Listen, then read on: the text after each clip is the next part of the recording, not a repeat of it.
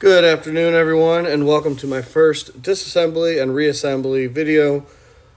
Today will be the RUGER 1022 in 22 LR caliber. The tools that we'll be using today are going to be a flat tip screwdriver. We'll be using a couple of punches and some hex heads with a handle needed. And I also have a dental tool using for my pointer.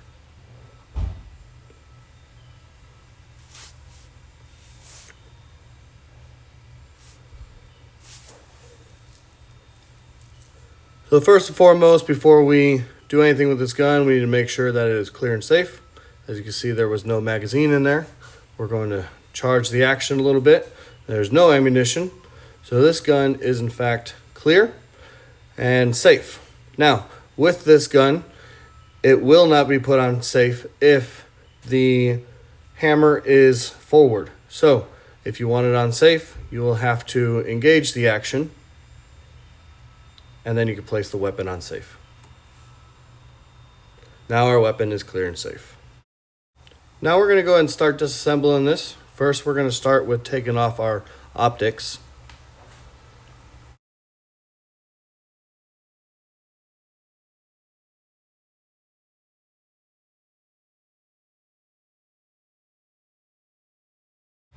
Next, we're going to have to remove our stock from the barrel and receiver. First, we'll have to remove the barrel clamp, and then when you flip it over, you have to unscrew the takedown bolt.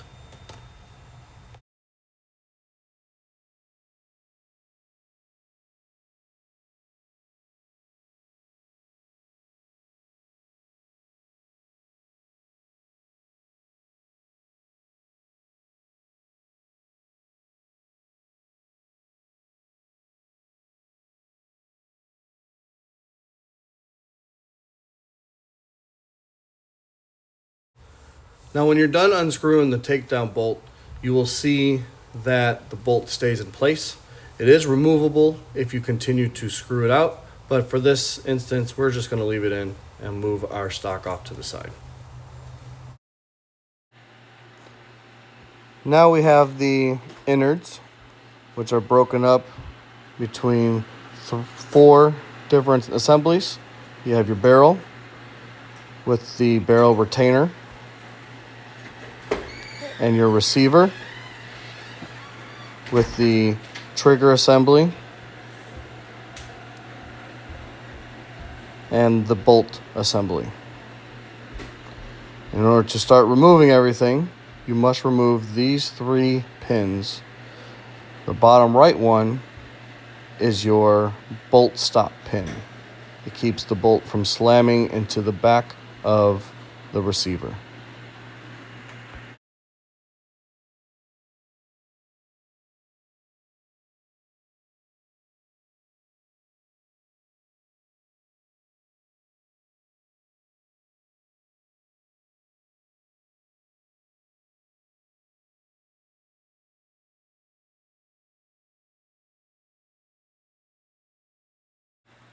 Now that we have the trigger assembly removed, we're going to put it off to the side so we can remove the bolt assembly. Now the bolt assembly consists of the bolt and the charging handle assembly. In order to remove them, you have to pull the charging handle to the rear and flick out the bolt from the front part and disengage it from the charging handle assembly. Flipping it over will remove the bolt and the charging handle assembly.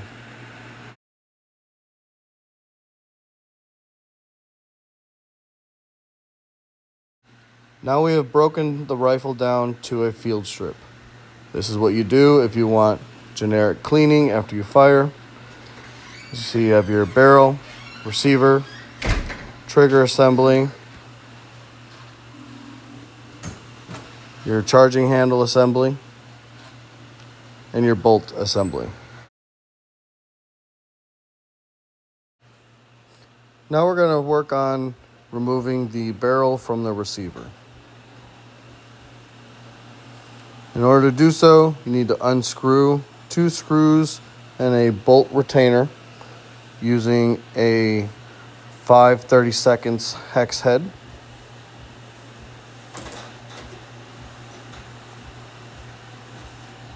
And at first, they are kind of stuck in there, but a little bit of oomph will get them out.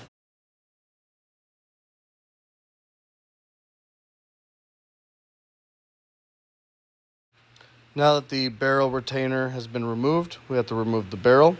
It is not threaded, so you can just pull it right out. And now you have separated your barrel from your receiver.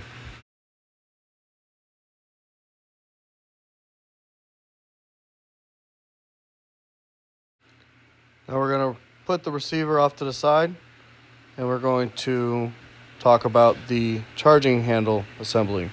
Do not try to disassemble it. If anything is broken, it is bought in a single assembly. With the bolt, there are some pieces that come with this assembly. First off, along the top, you have your firing pin that is held in by a roll pin.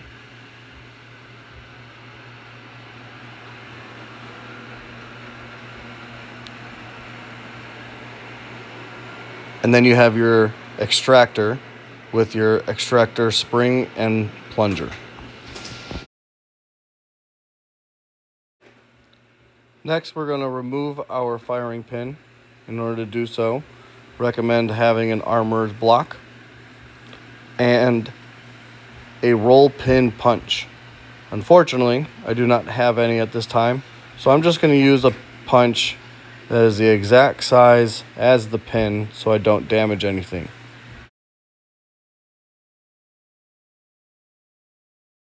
If you don't already know this, the thing with roll pins is you want to remove them on the same side every time and reinsert them on the same side every time. This will limit any damage or wear and tear on the roll pin.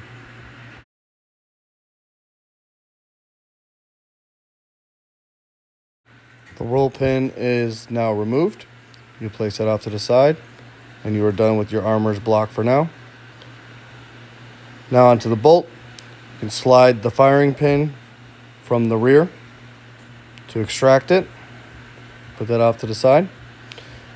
On the inside, there is a spring that keeps the firing pin under tension when firing. Just flip the bolt, out comes the spring. Don't lose it.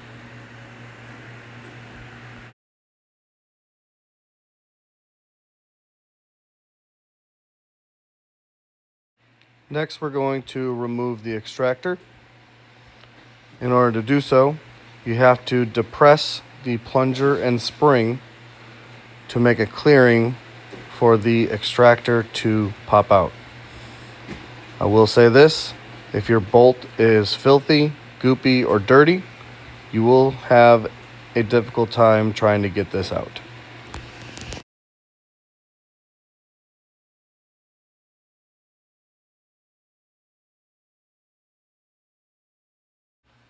Now that the extractor has been removed, you can use your little tool to take the spring and plunger out.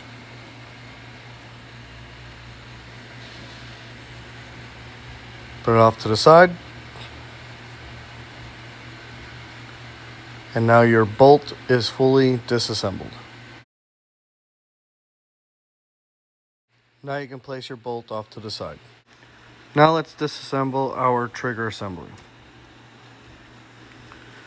Looking on the inside, this is your magazine plunger and your magazine latch.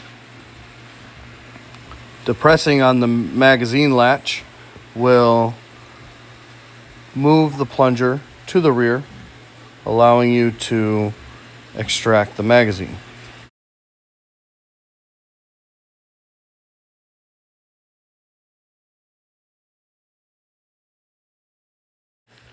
This here is your ejector.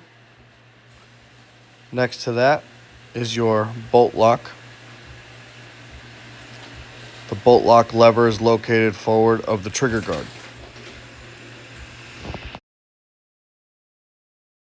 This here is your hammer, and attached to the hammer is your bolt lock spring. To remove everything, you have to remove these 4 pins. The first pin that we're going to remove is the magazine latch pivot pin. You will want to depress the magazine plunger when removing the pin to remove the magazine latch. Careful not to lose the plunger, it is under spring tension.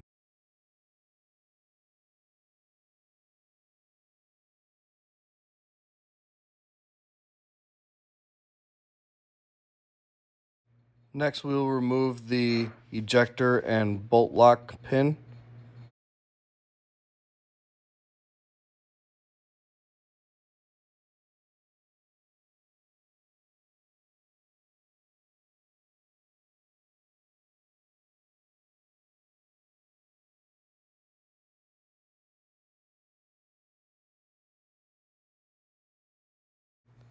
In order to remove the hammer pivot pin, you must disengage the hammer and remove the hammer strut.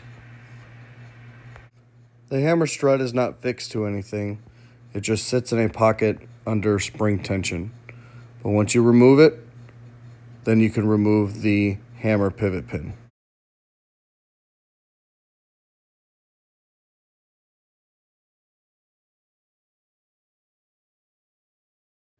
Keep in mind when you remove this pivot pin, the bolt lock spring is attached to the hammer. Keep note of its position when reassembling. You will see that the bend part of the spring is towards the bottom in the assembly. There are also 2 hammer bushings attached to the hammer. Just slide them out, place them off to the side.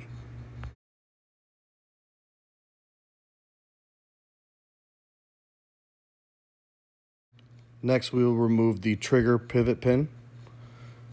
The trigger consists of the trigger, the sear spring, and the disconnector.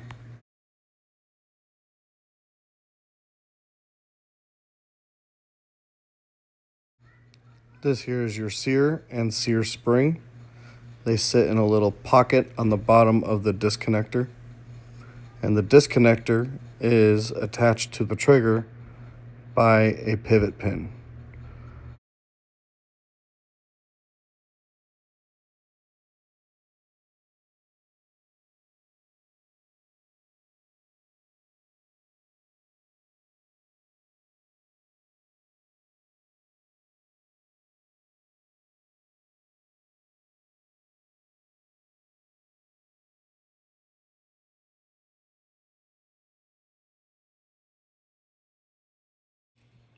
Next thing, you have to remove the trigger, spring, and plunger.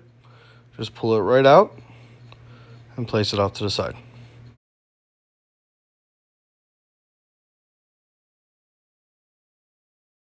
The last part to remove from the trigger assembly is the safety. As you can see, the fire is on the left side. Keep note of that. But in order to remove this, you must rotate the safety 90 degrees counterclockwise. On the bottom right of this section, there is a spring and plunger which engages safe and fire. This will be exceptionally difficult to put back together if you do not have the proper punch to reinstall it.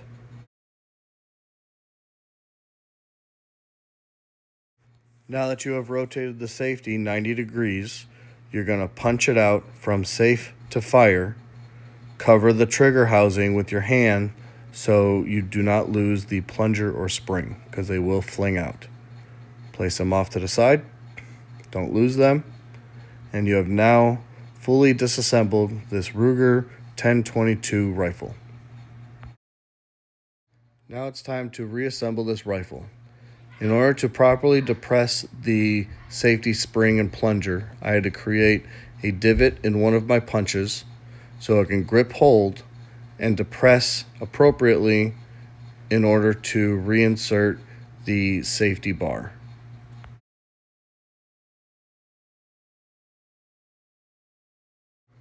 It was a little difficult trying to reseat the safety spring and plunger, but once I got it in the hole, everything else started to come along nicely. Get your safety bar in position, and when you're ready, grab your divoted punch and find the point of the plunger and depress fully. Once it is fully in the hole, push in on the safety bar and it will slide over all notches of the safety bar. Now you can re-engage and disengage your safety on your trigger housing. Next, you have to reconnect your disconnector to your trigger with the pivot pin.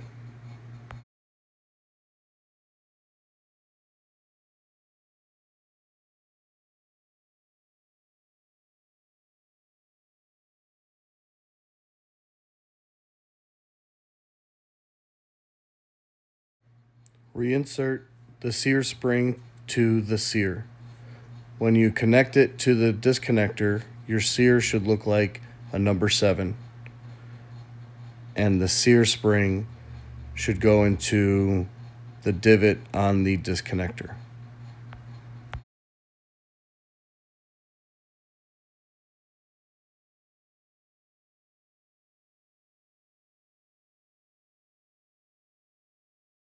Next, take your trigger spring and plunger and reinsert it on the inside of your trigger guard. Take your trigger and insert it into the trigger housing. Try to line up the holes as best as you can and reinsert the pivot pin.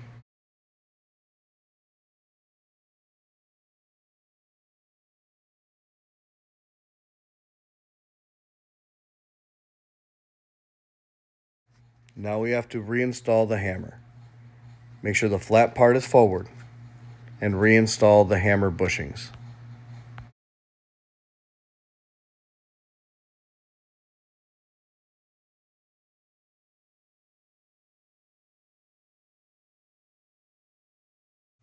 If you forgot the orientation of the bolt lock spring, if you look on the inside of the housing, there may be indents on the side of the housing of the straight part of the spring. Otherwise, just remember that the bent part goes down.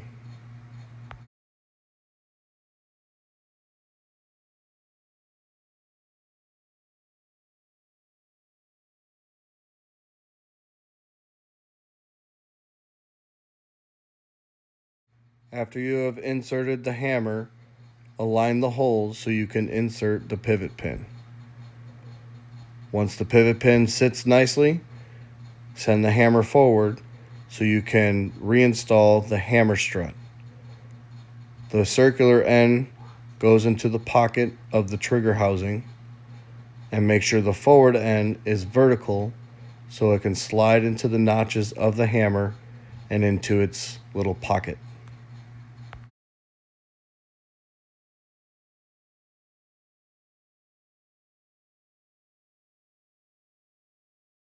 Send the hammer to the rear so it can engage the sear. Test it by pulling the trigger, but stop it from full force.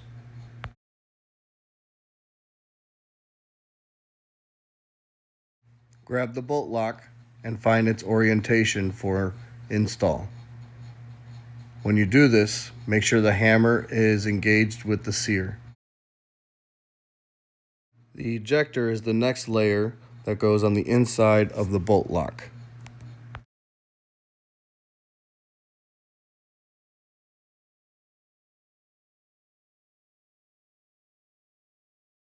Find the notch on your bolt lock. The bent part of the spring will go on top of that.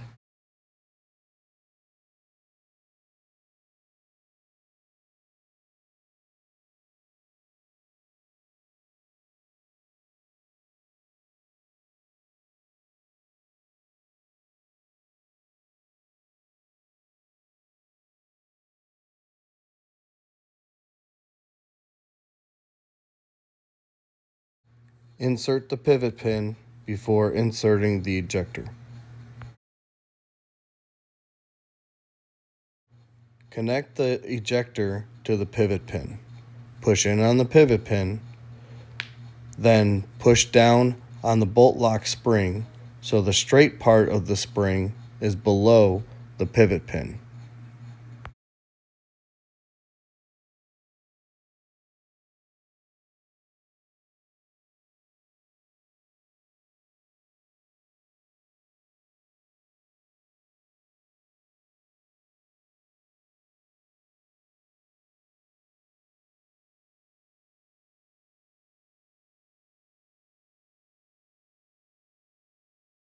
The last part to assemble onto the trigger assembly is your magazine plunger and latch.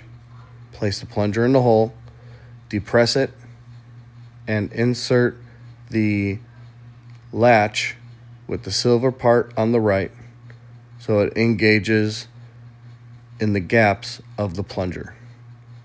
When you release the plunger, the latch will stop it in place, in which then you can realign your holes to insert the pivot pin.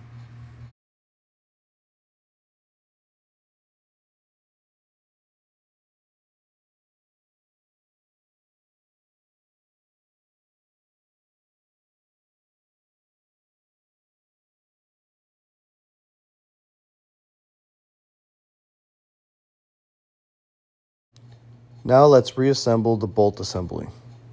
The first part is to reconnect the ejector spring and plunger.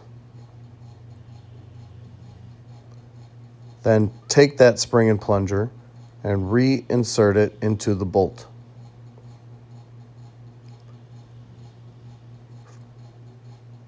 Find your depression tool and you're going to depress on the plunger to reinsert the ejector.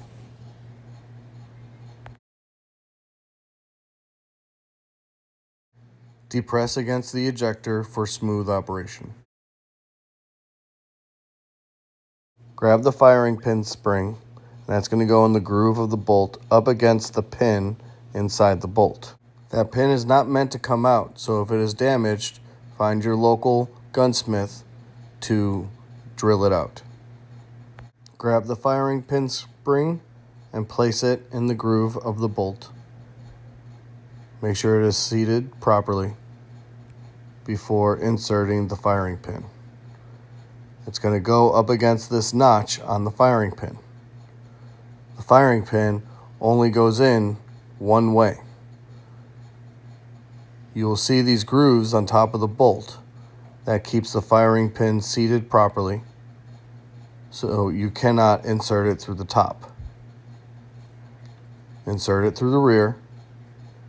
Hold it in position while you reinsert the roll pin from the same spot it came out from. Grab your armorer's block and be careful reinserting the roll pin if you do not have a roll pin punch. Take your time, small hits with your hammer, and try not to damage the roll pin any further.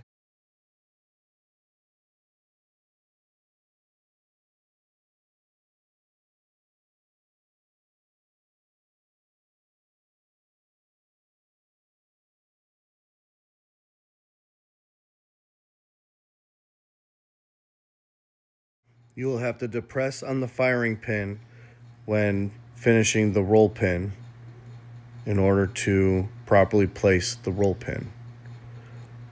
Once it is flush with the side of the bolt, then grab your roll pin punch or whatever punch you used last to push the roll pin further inside the bolt so it does not obstruct the cycle of operation.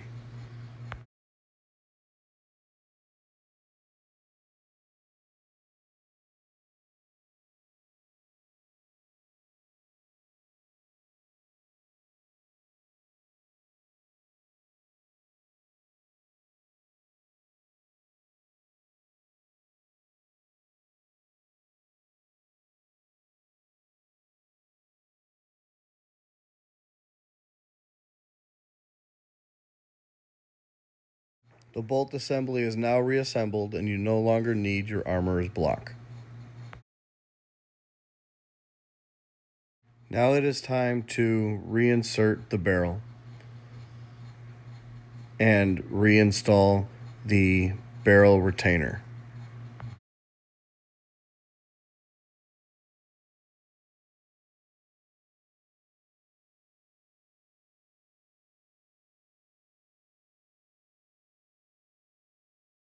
You'll notice that you can still rotate the barrel a little bit even when you place in the barrel retainer. So before cranking down on the barrel retainer screws, make sure that the barrel is level, otherwise it will not lock properly and you could potentially damage your ejector.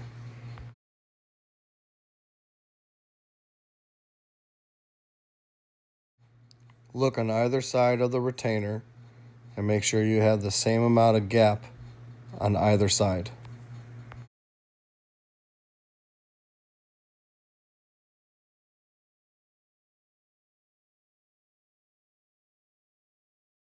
Now let's reinstall the bolt assembly. First, grab your charging handle assembly, and you want to make sure that the rod and spring are properly lubricated for easy installment. You'll see why.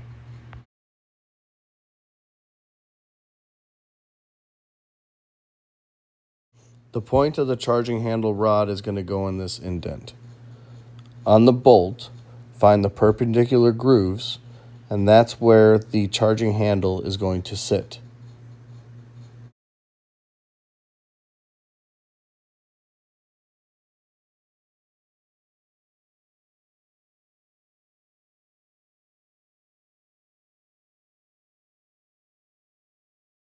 Insert the charging handle rod through the charging handle port. When you insert the bolt, it must go in flush to the rear half of the receiver. You cannot place it on the guide rails, otherwise you will not be able to push it to the rear to put it into place with the charging handle. With the help of a punch, you're going to want to pull the charging handle to the rear, then drop the bolt on top of the charging handle. It may help to have something heavy behind the receiver, otherwise find a way to put the charging handle under tension, hold it into place, and then drop the bolt on top.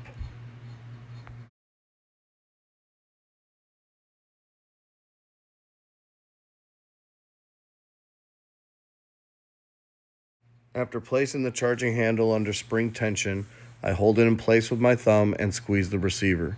Then drop in the bolt, then release the charging handle slowly until it falls into place on the bolt.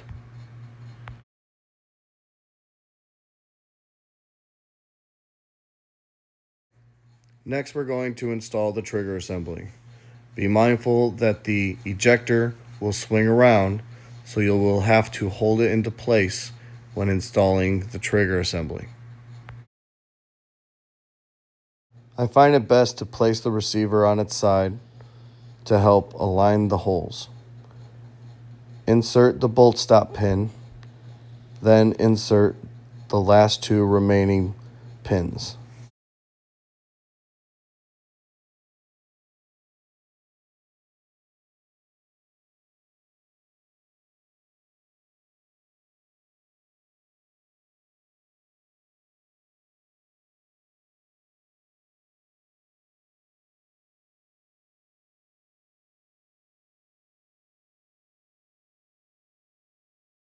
Now that everything is put together, you want to test the action. Pull the handle to the rear and pull the trigger. This is making sure that the hammer is resetting, engaging the sear, and then being released, then resetting again. You will then want to make sure that the bolt lock is working properly. So you will pull and hold the charging handle to the rear, push down on the bolt lock lever, then release. If the bolt stays in place, you're good. When you want to disengage it, you have to pull the handle to the rear, and you're going to push up on the bolt lock lever.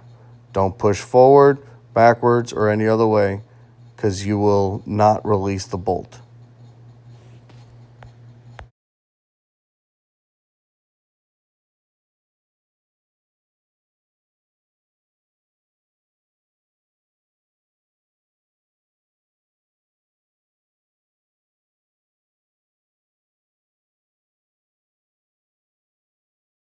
Now we have finished reassembling the innards of this rifle. Our next step is to reinstall the stock.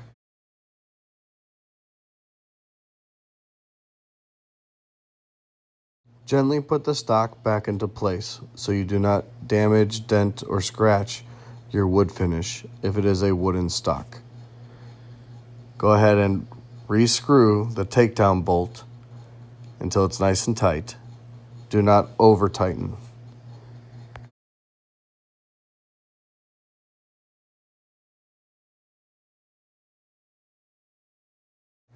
Grab a hold of your barrel clamp and insert it over the barrel and onto the stock.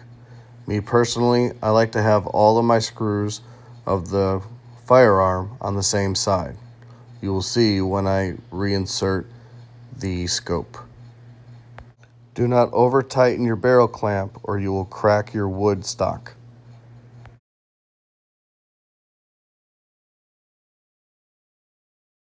Grab your scope to reinstall.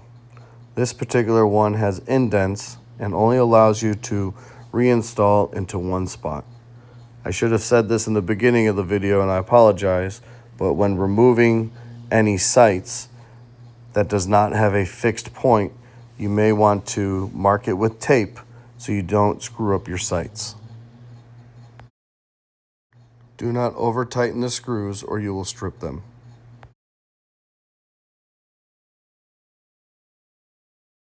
There we have it. Thank you for watching this video and I hope you learned something new today. Have a great day and God bless.